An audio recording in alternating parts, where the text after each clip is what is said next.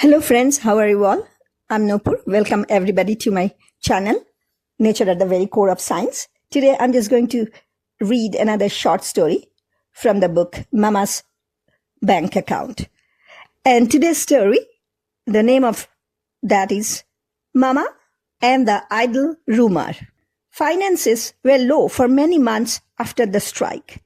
Not that we were too worried, Mama told us, but would we mind having to move the Davenport into the kitchen so that we could rent the front room?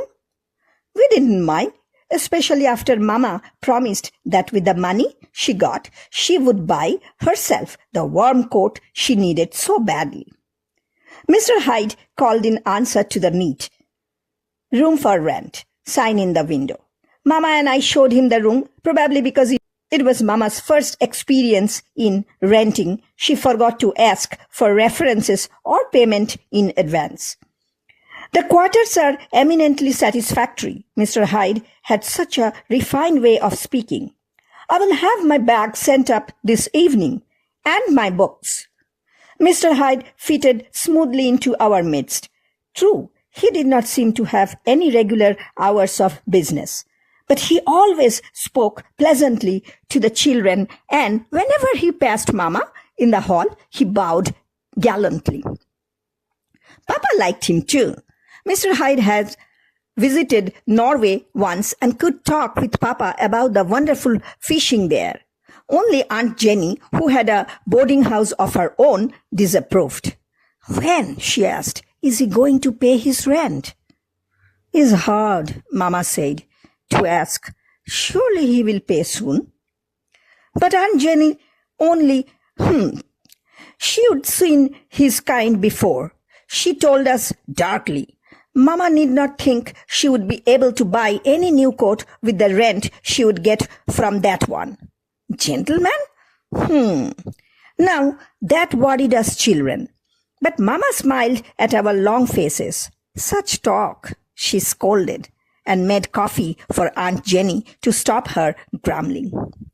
When the rainy weather came, Mama worried that Mr. Hyde's room was cold in the evenings, so she had Papa invite him into the warm kitchen to sit with us. Christine, Nels, and I did our homework under the big lamp, and Papa and Mr. Hyde smoked their pipes by the stove. Mama worked quietly at the sink, setting the bread or making clabber cheese. Mr. Hyde advised Nels on his high school courses and sometimes helped him with his Latin. Nels became interested, his grades improved, and he stopped begging Papa to let him quit school and go to work. After we finished our schoolwork and Mama had settled down in the rocking chair with her mending, Mr. Hyde would tell us of his trials and adventures. Oh, he knew so many things. It was like history and geography coming to life and marching around the room. Mr. Hyde had gone to Oxford and had sailed all around the world. One night he began to read Dickens to us. Soon it became an accepted fact that after our homework was done, Mr. Hyde would bring down one of his books and read aloud. And strange new words were open to us. "They are like sagas," Mama said. "Wonderful." After David Copperfield and the Old Curiosity Shop, Mr. Hyde gave us Shakespeare. He had a fine, deep voice and sounded as we imagined a great actor would sound. Even when the warm weather came, we children did not beg to go out in the evenings to play 1 foot off the gutter. I think Mama was glad. She never liked us running the streets. Best of all, Nels went less and less to the street corner to hang around with the neighborhood boys. The night they got into trouble for breaking into Mr. Dillon's store, Nels was home with us. He would wanted to hear the last chapter of Dombey and Son.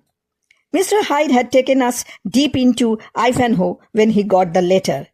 "I must go," he told Mama. "I shall leave the books for Nels and the children. Here is my check for all I owe you, madam, and my profound thanks for your hospitality." We were sorry to see Mr. Hyde leave, but it was with great excitement that we brought his books out to the kitchen. There were so many of them. We read some of the titles: A Tale of Two Cities, Nicholas Nickleby, Vanity Fair, The Adventures of Alice in Wonderland, Oliver Twist, A Midsummer Night's Dream. Mama dusted them reverently. So much we can learn, she said. Nels, she added, could read aloud to us each evening, just as Mr. Hyde had done, because Nels too had a fine voice. I could see that made him very proud.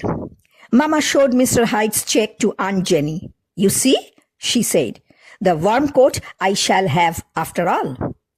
It was too bad that Aunt Jenny was still there when Mr. Crooper came. Mr. Crooper owned the restaurant and bakery down the street, and he was angry. That man Hyde was a crook, he shouted. Look at this check he gave me. It's no good. The bank people tell me he cashed them all over the neighborhood. Aunt Jenny's triumphant nod said as plainly as words, I told you so. I will bet he owes you folks plenty too, eh? Mr. Crooper asked. Mama looked around at all of us. Her eyes rested longest on Nels. Read, she told him gently. Read to us from Ivanhoe. Then she walked to the stove and put the check into the flames. No, she answered Mr. Crooper. No, he owes us nothing.